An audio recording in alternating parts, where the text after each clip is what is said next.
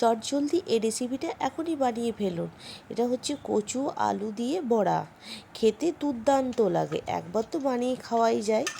দেখো কচুটা আলুটা ভালো করে মেখে নিলাম, আর সামান্য আমি পনির দিয়ে দিলাম। পনিরটা দিলে এর টেস্টটা আরও ডবল গুণ বেড়ে যাবে, না থাকলে দেওয়ার দরকার নেই। কচু আলু আর পনিরটা ভালো করে সেনে এর উপরে কর্নফ্লাওয়ার, বেসন, নুন, হলুদ, জিরে গুঁড়ো দিয়ে পরে ভালো করে মেখে নিচ্ছি, আর কাঁচা লঙ্কা কুচি সঙ্গে দিয়ে দেব।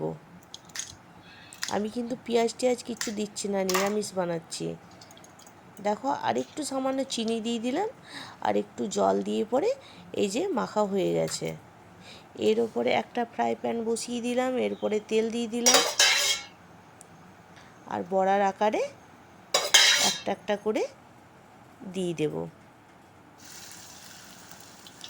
আর মিডিয়াম আঁচে খড়া করে ভেজে নিতে হবে, উল্টে পাল্টে।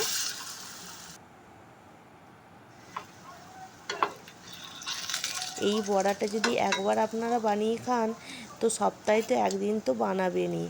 কচুর প্রতি আপনার ইন্টারেস্টই বেড়ে যাবে। একবার বানিয়ে খেয়ে দেখুন, গরম ভাতের সাথে দারুণ হয়। এই যে রেডি হয়ে গেছে।